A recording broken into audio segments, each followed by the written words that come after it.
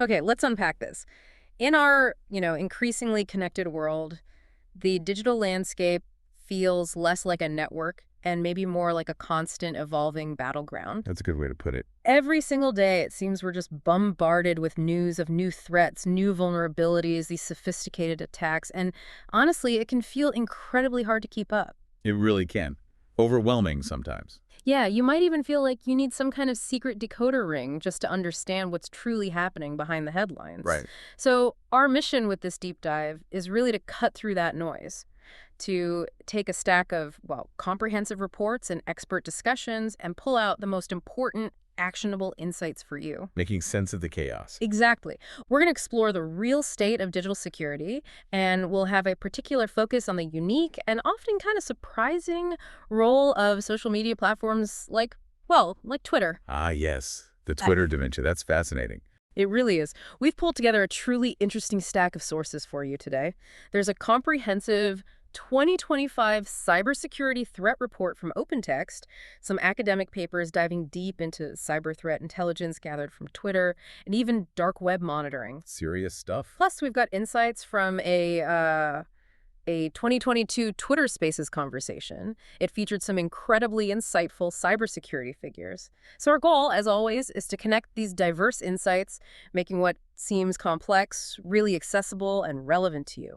And what's fascinating here is just how intertwined all these elements really are. I mean, we're talking about everything from large-scale geopolitical conflicts that are now directly influencing cyber warfare. Right, spilling over. Spilling right over, exactly, down to the everyday platforms we use becoming both crucial sources of real-time information for defenders and, well, unfortunately, very attractive targets for sophisticated attacks by malicious actors. So it's a real multidimensional challenge. It truly is. Yeah. And it demands our attention and, a nuanced understanding. So this deep dive hopefully will illuminate the why behind these complex trends and offer a clearer, more sort of holistic picture of where the digital battle lines are actually drawn. It should give you the context you need to navigate this constantly shifting landscape a bit more effectively. Okay, so let's start with the big picture then. The 2025 OpenText Cybersecurity Threat Report, it paints a pretty stark picture of 2024, doesn't it? Highlighting some, frankly, worrying trends that are not only continuing, but actually intensifying as we move into this year. It really does. Stark is the right word. And it's crucial to understand this isn't just about individual hacks or, isolated incidents anymore.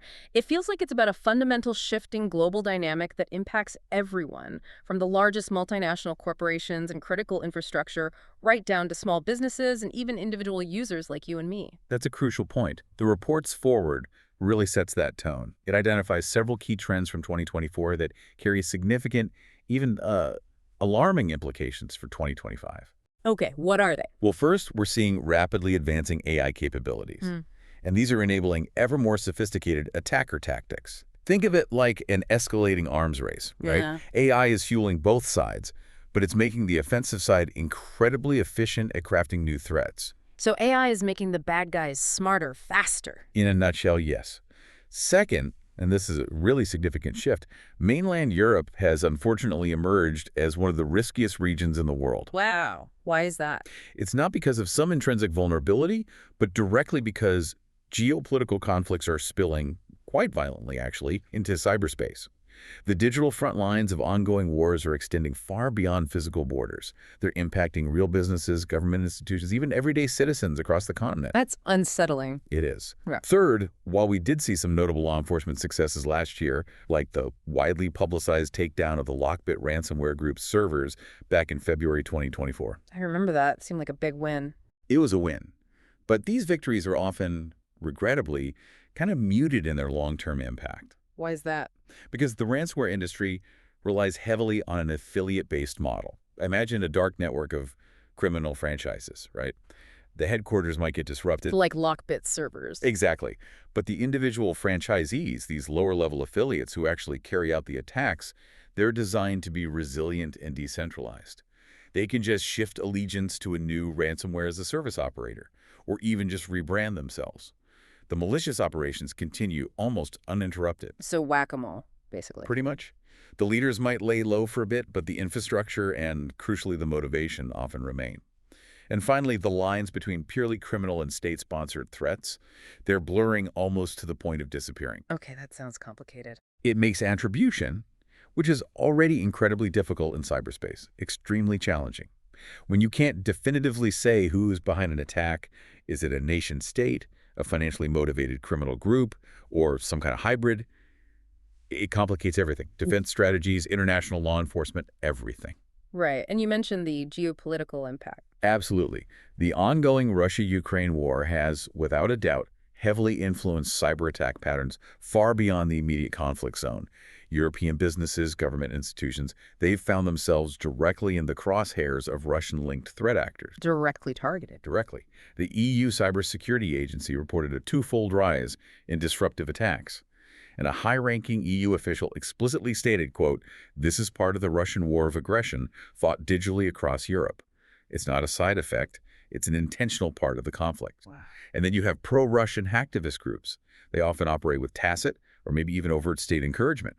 They played a prominent part, too, claiming over 6,600 attacks since 2022. 6,600. That's the claim. And a staggering 96% of those were targeting European entities, critical government websites, airports, media outlets, private companies. So widespread disruption. Widespread. Simultaneously, state-sponsored Russian intelligence units have, quote, substantially dialed up their sophisticated cyber operations against NATO members, moving beyond just spying to actual disruptive and destructive attacks. That's a serious escalation. It suggests Russia has removed any remaining constraints on third-party attacks against the West alongside their own state-directed ops.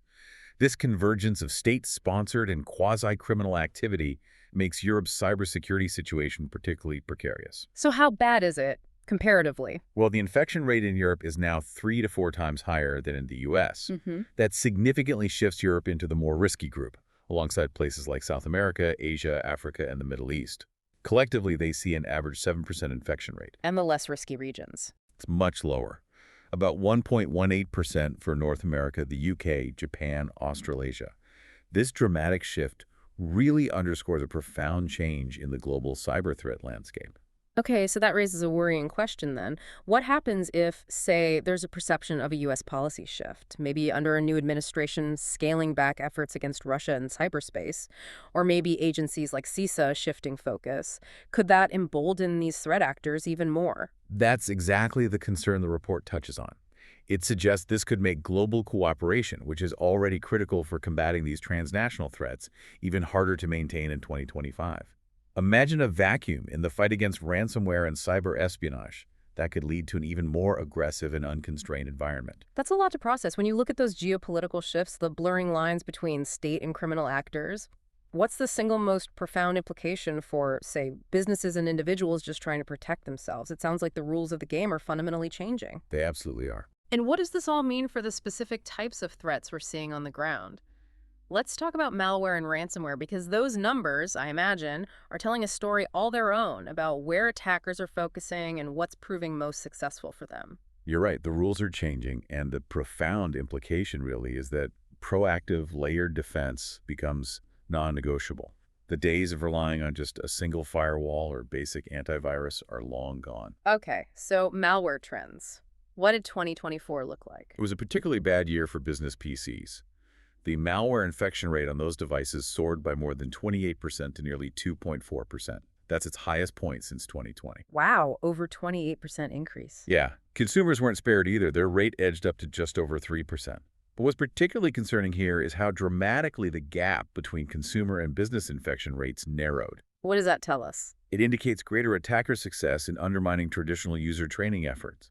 It suggests that the cybersecurity advantage businesses maybe once held is rapidly eroding. And AI is playing a role there. Almost certainly a key factor. Generative AI makes phishing and social engineering schemes not only significantly easier to create at scale, but also much harder for users like you and me to recognize as malicious. The days of obvious grammar errors are, well, mostly over. Right, they look much more convincing now. Exactly. And it's also fascinating to see where malware is increasingly hiding. For consumers, there was a massive 50% jump in malware hiding in the downloads folder that reached almost 38%. Downloads folder, where attachments often end up. Precisely. And the desktop also saw an increase to 13%. So well over half of all consumer malware is now found in the two most common locations for email attachments to land. It clearly indicates the success of those more convincing AI-enhanced phishing campaigns. And for businesses. For businesses, the app data folder is a primary location, accounting for over a quarter of infections. Operating system versions also play a significant role in risk, while Windows 11 adoption demonstrably reduces risk because of its enhanced security. Makes sense. Businesses are unfortunately lagging in upgrades. Nearly 65% are still on Windows 10, compared to only about 25% on Windows 11. This just creates a large attack surface of older, more vulnerable systems. So upgrading matters. What about company size? The pattern is consistent. Smaller organizations are attacked less often, but larger organizations, with their broader attack surfaces, more complex systems, and crucially bigger bank accounts, are far more appealing targets. More to gain for the attackers. Right. Very large businesses, those with over 500 PCs, they average over 40 infections per business. Small businesses, 120 PCs, average only about 4.6 infections. Big difference. Any specific industries getting hit harder? Yes, certain industries saw sharp increases in infected workstations. Manufacturing was over 42% more likely to be infected than average, information over 38%, management of companies over 28%, and public administration nearly 27%. These are all critical sectors, making these increases particularly worrying. Definitely. Okay, let's shift to ransomware. What's the picture there? Well, almost half, 48% of companies surveyed, reported experiencing a ransomware attack, with most occurring within the previous year. Almost half. That's huge. It is. And multi-million-dollar demands are now commonplace. Nearly a third of payments fall between $1 million and $5 million. Wow. And you said smaller businesses are reporting more attacks than large enterprises? That seems counterintuitive. It does, but it suggests attackers are diversifying their targets. Perhaps because SMBs often have fewer dedicated security resources, making them, easier pickings in some ways. Makes sense. Now here's something that caught my eye in the outline. 97% successfully restored data, but nearly half still paid the ransom. Why? Right. That's where it gets really interesting and a bit counterintuitive. While a crucial 97% of respondents successfully restored their data, either through robust backups or decryption keys, a significant 46% still ended up paying. So why pay if you got your data back? The report suggests this is largely driven by the terrifying rise of exfiltration-only attacks, sometimes called extortionware. Exfiltration only, so they don't encrypt. Exactly. In these attacks, data isn't encrypted and locked away. Instead, it's stolen, and then the attackers threaten to leak it publicly or sell it to competitors. Ah, so backups don't help against that threat. Precisely. This tactic completely bypasses even the most robust backup solutions. Your data isn't gone, it's just out there. Instead, attackers leverage the fear of devastating reputational damage, massive legal liabilities, crippling compliance fines. That's their leverage. Yeah, it's nasty. Any examples? The Dark Angels Group, for instance, used this exact extortion-only approach to extort a staggering $75 million from a Fortune 50 victim, just by threatening to expose their sensitive information. $75 million? Yeah. Just from a threat. Wow. So what's the solution? Well, the report's proposed, and maybe somewhat provocative solution, is to try and remove the stigma around breaches. Remove the stigma? How? By acknowledging that breaches are, maybe, an inevitable part of operating in the modern digital landscape. By fostering an environment where companies can openly discuss and recover from them without shame, it could potentially reduce attackers' leverage, make the threat of exposure less potent. Interesting idea. Difficult to implement, I imagine. What about supply chain attacks? Still a big concern. Huge concern.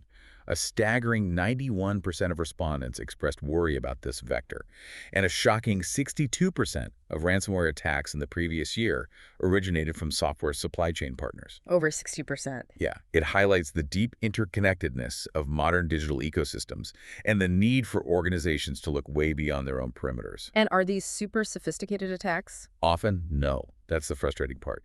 Many are entirely preventable. Uncached systems remain a primary vulnerability. They often exploit widely known issues in things like ESXi virtual machines, firewalls, VPNs, common vendors like Fortinet, SonicWall, Palo Alto Networks. So basic patching makes a difference. A massive difference. Attackers are increasingly using automated tools to scan the entire internet for these vulnerable systems. Any delay in patching is basically an open invitation. What other ransomware trends are we seeing? Other key trends include the standardization of double and even triple extortion tactics, combining encryption with data theft, and direct pressure on customers or business partners to really increase the pressure. Piling it on. Exactly. We're also seeing the professionalization of ransomware as a service, or RAN, adopting a franchise-style model with customized playbooks, sophisticated payment infrastructure, even customer support channels for negotiation. It makes it easier for lower-skilled criminals to operate effectively. Like a dark business model. Precisely. New attack surfaces are emerging to cloud environments, identity attacks like incidents involving Okta and Azure AD. Poor identity and access management controls have led to surges in cloud ransomware. So the cloud isn't inherently safer. Not if misconfigured. And while law enforcement successes, like that Lockbit takedown, are commendable and do disrupt operations, their impact is limited by that underlying Ray-S affiliate model. Leaders can simply rebrand, lower-level affiliates take the risks, and operations continue elsewhere. The whack-a-mole problem again. Exactly. So we've clearly seen the broad strokes of these cyber threats, the shifts in global dynamics, the evolution of malware and ransomware. Now, let's zoom in on a platform many of us use daily, maybe without fully appreciating its complex role. Twitter. It's a truly fascinating case study because it's both a vital, almost real-time source of intelligence for cybersecurity defenders and, simultaneously, a fertile ground for attackers to launch their campaigns. It really feels like a double-edged sword, vividly illustrating the complexities of the digital battleground we're navigating. It absolutely is a double-edged sword, and that tension is what makes it so important to understand. When we talk about Twitter as a valuable source for cyber threat intelligence, or CTI, its timeliness is just unmatched. Faster than official channels. Often, yes. Research has consistently shown that vulnerabilities are frequently discussed on Twitter before they're even indexed in official databases like NIST's NVD or MITRE's CVE. Really? Before the official listings? Yes. A profound study even found that the infamous NotPetya ransomware, which caused billions in damages globally, was being reported and discussed on Twitter months before it gained mainstream attention. Months early. That's a huge head start for defenders. It is. More broadly, an extensive analysis revealed that over 97.5% of all CVEs since 2010 were in fact initially discussed or mentioned on Twitter. Almost all of them. Wow. This rapid, almost instantaneous dissemination creates a crucial time gap, often days or even weeks. It allows security agencies and organizations to issue early warnings, develop workarounds, initiate defensive measures before official patches might even be available from vendors. So it's like an early warning system. Exactly. And CVEs that gain high severity ratings, or those garnering significant engagement, say more than 50 replies or retweets, they typically indicate greater potential impact and sustain longer discussion periods, often around 8 days. That provides ongoing insights for defenders. What kind of specific info can defenders find there? Oh, it's incredibly varied and profoundly useful. Early warnings of new malware strains, critical zero-day attacks that haven't been patched yet, in-depth analysis of current attack methods being used in the wild, newly discovered vulnerabilities, trending attack patterns that might indicate emerging campaigns, even specific indicators of compromise, or IOCs. IOCs like IP addresses or file hashes. Exactly. Forensic data that can help identify malicious activity. Hashtags like #threat hunting, for example, can act as real-time crowdsourced intelligence feeds, providing immediate updates on ongoing campaigns and breaches. But it must be noisy, right? How do you filter the useful stuff? That's the challenge. Twitter data contains an enormous volume of duplicates, noise, irrelevant text. Sophisticated filtering is absolutely essential. Research frameworks, like one called CTI Twitter, use advanced AI techniques like BERT classifiers to filter out irrelevant tweets. They achieve impressive precision, around 88%. So AI helps sort the signal from the noise. Precisely. And then they classify the relevant ones into categories: INFO, ATK, attack, malware, CVE, MISC, miscellaneous. Automated semantic grouping techniques like K-means and LDA further help identify trending keywords and categorize similar threats, like automatically spotting spikes in Emotet malware activity. But how do you know if the information is actually true? It's social media, after all. That's the other big challenge. Verification. The veracity of social media intelligence, or SOCIENT, needs rigorous vetting. Anyone can post anything. Now, one study reassuringly found that a remarkable 99.83% of CVEs discussed on Twitter were accurate upon later verification. That's pretty. It is for CVEs. But cybersecurity awareness campaigns, conversely, are described as dispersed and difficult to validate. There's no single governing body to verify claims. Influence often correlates with users having high follower counts and few fake followers. Those tend to be more reliable sources for security pros. That's a compelling contrast. So while Twitter offers incredible insights and early warnings for defenders, it sounds like there's also this dark side where attackers are actively leveraging its very nature for their own nefarious ends. What does that look like? How are platforms like Twitter being abused? You've hit on a critical point. Trend Micro's research highlights several pervasive ways Twitter is abused for cybercrime and fraud. One prevalent example is technical support scams. Oh yeah, I've seen those. Call Microsoft support at this fake number. Exactly. Fraudsters leverage Twitter as a mass-reach platform to boost their activities, sharing fake contact numbers, fraudulent websites. Sometimes they even use aggressive SEO techniques so their malicious links pop up in search results, drawing in unsuspecting victims. Does Twitter fight back? Fortunately, yes. Twitter proactively enforces its policies against abuse, frequently taking down these scam accounts. But what's critical to understand here is that these scams primarily rely on social engineering, pure deception and manipulation, rather than malicious software. They prey on human trust and lack of technical knowledge. Makes them very effective. What else? Another deeply concerning abuse is using social media, including Twitter, as an intermediary for command and control, or CNC, servers for malware. So the malware talks to Twitter? Essentially, yes.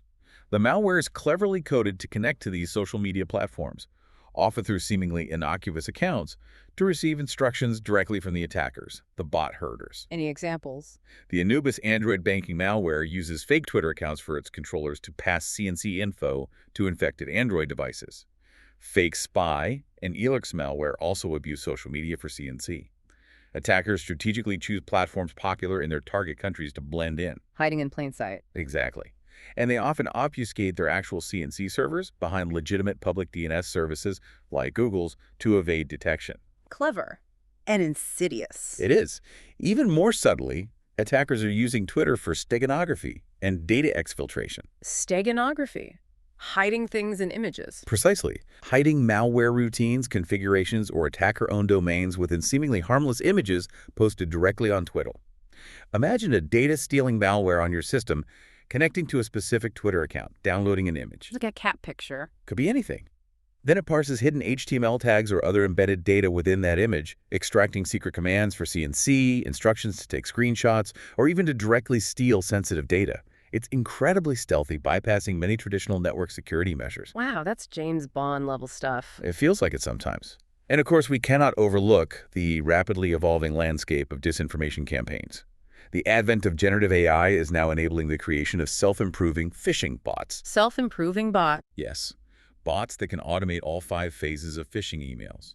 Collecting targets, gathering specific info about them, crafting incredibly convincing, context-aware emails, sending them at scale, and even validating the success of their campaigns. So AI is writing the phishing emails now. And doing it very well. These AI models can create completely fabricated content, fake conversations, fake organizations, to conduct incredibly convincing campaigns that are hard for even vigilant users to spot. It's tailored, believable deception at scale. This really raises that important question you mentioned earlier. As AI advances, how much harder will it become for, the average user to distinguish real from fabricated content on social media? What are the implications for trust? It's a profound question. The idea that Twitter or any social platform could be completely compromised isn't just about technical hacks in the traditional sense. It's about the pervasive manipulation of information and perception itself, which these tactics enable.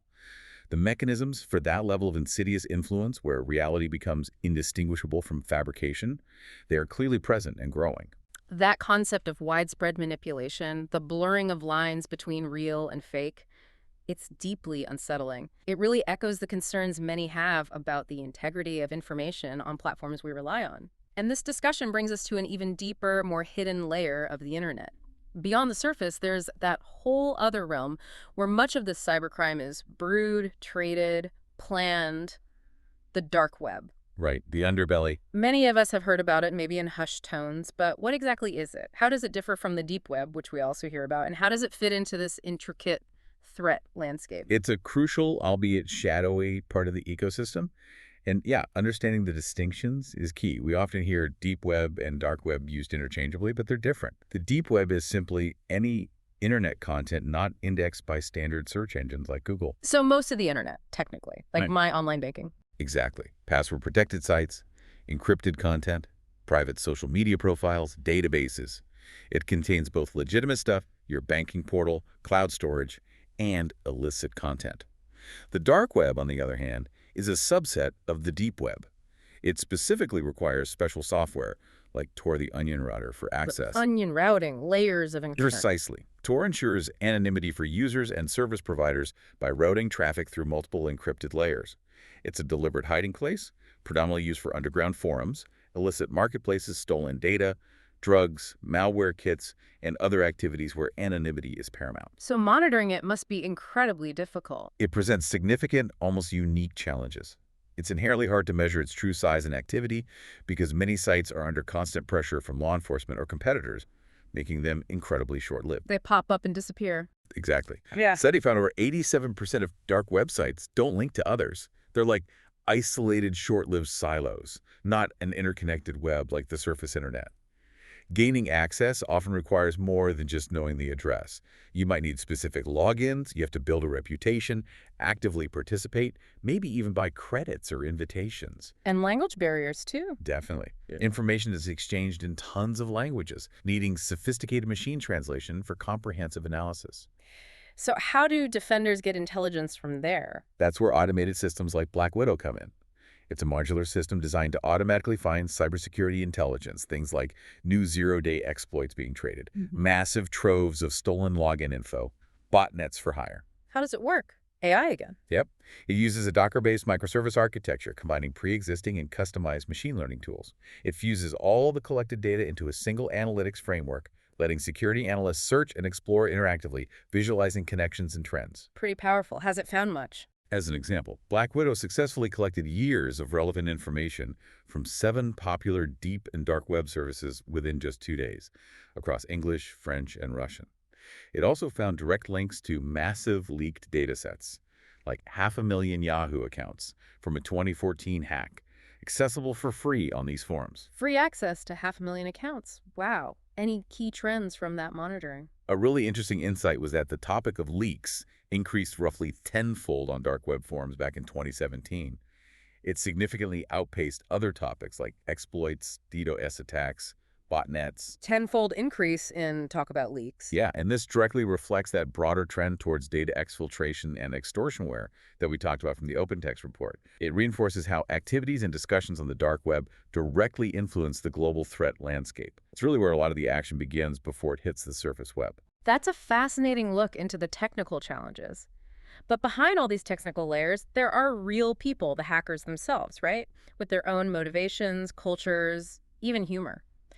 This discussion of the dark web and these hidden communities actually brings to mind that 2022 Twitter Spaces conversation we mentioned earlier, featuring Alberto Daniel Hill and friends. Ah, yes, the hacker culture discussion. Right.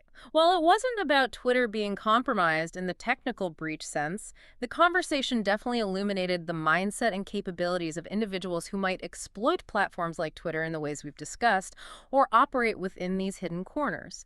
It offered a unique glimpse into the hacker community's mindset, providing that crucial human and cultural context. Indeed, that Spaces conversation provided a rich, anecdotal, and deeply human layer. The speakers touched upon the different colors of hackers, common archetypes in the community, reflecting a spectrum of motivations and ethics. Right, white hat, black hat. Exactly. You have the white hat hackers, ethical, working for good, often in bug bounty programs where companies reward finding vulnerabilities. There was a great anecdote in that Spaces talk about an early company offering to pay the full cost of their security system as a bounty if ethical hackers could breach it within 2 hours. Did they? They did. 2 hours after installation, a team, including an expert from a Venezuelan university, broke in, and the company paid up.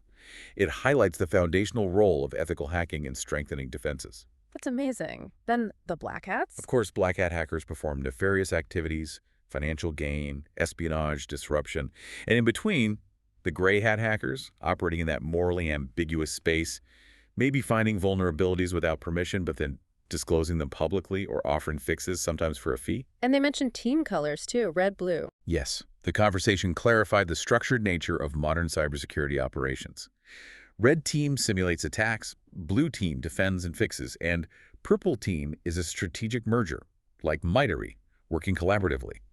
It shows the spectrum, even within the hacker umbrella, from exploitation to defense, often using similar skills. So it's not monolithic. Not at all. And there was that memorable cybersecurity joke one speaker shared. Oh, the vegetable farmer one. That's the one. How did the vegetable farmer sell his product on the dark web? Punchline. He used onion routing. Chuckles. Okay, that's pretty good. It's a direct, witty reference to Tor, the onion router network, the backbone of the dark web.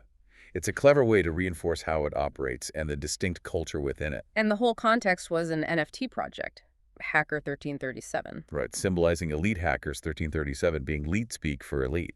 It shows how even these specialized communities engage with emerging tech like blockchain and NFTs, creating new digital identities, new projects, and potentially new avenues for exploitation too. So what's the takeaway from connecting that conversation to our broader themes? It highlights the incredibly diverse motivations in the hacker community: criminal, ethical, curiosity, challenge, money. It shows how tech like blockchain and NFTs are new arenas. And it subtly hints at how OSINT, open source intelligence techniques like those taught in courses Alberto Daniel Hill is involved with, could track digital identities even in these new spaces. And importantly, it underscores how a platform like Twitter, with its free-flowing, real-time, often unverified nature, can be compromised not just technically, but through manipulating information, exploiting trust, leveraging human psychology, which skilled actors operating from anywhere are adept at doing. That's a truly comprehensive picture, blending the technical with the cultural, and now the elephant in the room for all these discussions, the force profoundly changing the game for both attackers and defenders: artificial intelligence. Oh, yes. AI. It's not just a buzzword, is it? It's a truly transformative force impacting everything we've talked about, from phishing scams to national security. Absolutely.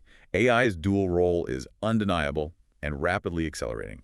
It's an incredibly powerful enabler for attackers, but also an equally formidable force multiplier for defenders. Okay, let's start with the dark side. How is AI helping attackers? Reports like OpenText and discussions at major cyber conferences consistently highlight AI as a game changer for malicious actors.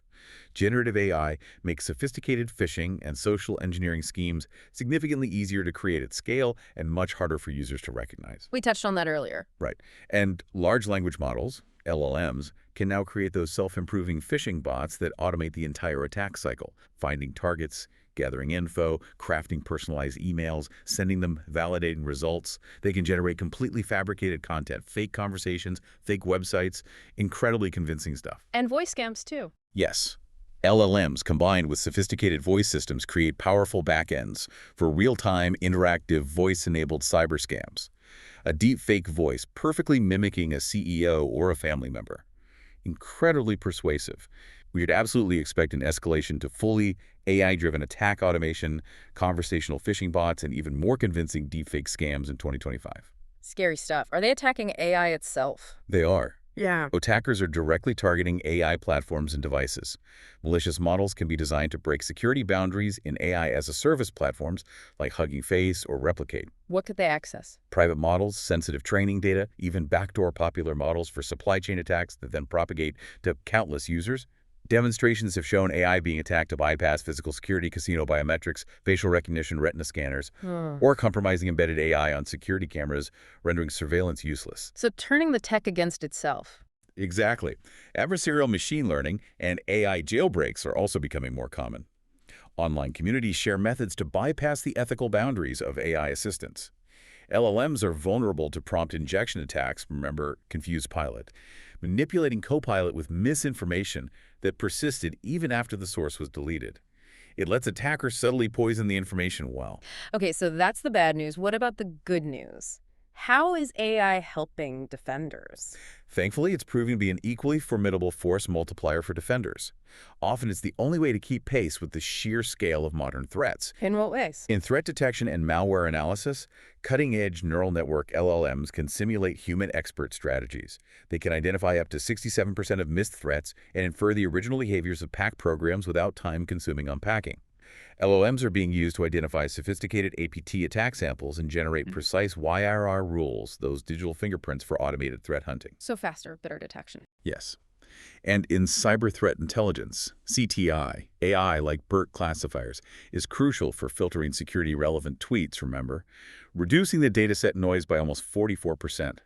Semantic grouping tools then identify trending keywords and similar threats, enhancing data enrichment and helping teams spot emerging campaigns much faster. What about automated defense? That's another key area. Reinforcement learning, or RL, a branch of AI focused on decision-making, is being applied to automated cyber defense. It's showing promising results in areas like cyber first aid, autonomously responding to incidents, protecting industrial control systems, ICS, in critical infrastructure, and even securing autonomous vehicles. So AI can take action automatically? In some contexts, yes. Furthermore, integrating LLMs into security workflows is transforming the roles of SOC analysts who are often overwhelmed. Generative AI tooling helps map SIEM data to the MITRE ATT&CK framework, cluster alerts, build kill chains, generate actionable tickets. Making analysts more efficient. Dramatically.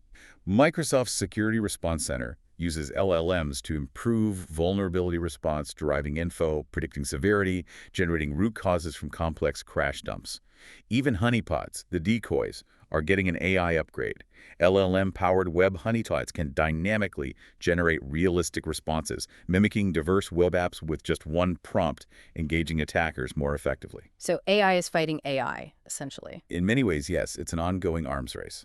That rapid advancement, for both good and bad, truly underscores the dynamic nature of this field. And it brings us straight to the critical discussions happening right now around AI ethics and public policy. It's clear this isn't just about technology. It's about profound responsibility and the societal implications. Indeed. The public policy and ethical dimensions are becoming paramount. Organizations have a significant responsibility to ensure AI safety, preventing harms like bias, privacy violations, or enabling malicious acts. This means implementing robust, ethical AI development practices, diverse teams, rigorous bias testing, ongoing audits. Are there legal implications too, like for hacking? There are emerging legal questions. For example, prompt injection attacks against LLMs manipulating the AI with hidden commands could potentially be considered hacking under laws like the CFAA in the U.S. This raises complex questions even for ethical red teamers trying to strengthen systems. And national security. AI intersects deeply with national security, cyber espionage, potential future conflicts. Experts predict intensified cyber espionage by nation-states, with particular concerns about China potentially planting backdoors in critical U.S. infrastructure. Like in hardware or software. Exactly. Or issues like those found in Chinese-made Bluetooth chips in billions of devices globally, containing undocumented commands that could potentially compromise devices. The capability for major offensive operations by some nations is likely already in place. The critical question is when, or if, they might leverage them. The future trajectory for cybersecurity in 2025 really hinges on whether the international community can maintain collective pressure, or if geopolitical shifts give these actors an opening to regain strength and escalate. Okay. Given everything we've just unpacked, from geopolitical cyber conflicts involving malware to the dual nature of AI and social media, the dark web, what does this all mean for you, the listener? It sounds like cyber resilience isn't just a buzzword anymore. It's a fundamental necessity for everyone. Absolutely necessary. It feels like it's no longer a question of if you'll be breached or impacted, but when, and critically, how you respond and what robust measures you have in place to recover and keep going. Precisely. The core takeaway from the OpenText report and broader expert consensus is that a multi-layered defense is absolutely essential. No single defense is enough. Attackers are incredibly adept at finding weaknesses in individual layers, so a defense in-depth strategy across endpoints, network gateways, cloud, data centers significantly reduces overall exposure, makes it exponentially harder for attackers. And prevention isn't enough on its own. Prevention is crucial, yes, to mitigate risk and reduce the attack surface, but it must be complemented by an equally strong focus on rapid recovery. Recovery ensures business continuity when breaches inevitably happen. Regular, rigorous testing of backup and restore operations is vital to meet your RPO, how much data you can afford to lose, and RTO, how quickly you need systems back online. True resilience means getting back to work quickly, no matter what. Does the report offer a checklist, some practical steps? It does. A clear cyber resilience checklist, applicable to organizations of all sizes. Okay, what's on it? Things like being able to detect and quarantine malicious email attachments early. Timely, risk-prioritized vulnerability management, patching known weaknesses quickly. Robust antivirus and endpoint protection on every single device. Basic hygiene, but critical. Absolutely. And the indispensable implementation of multi-factor authentication, MFA, for all organizational accounts.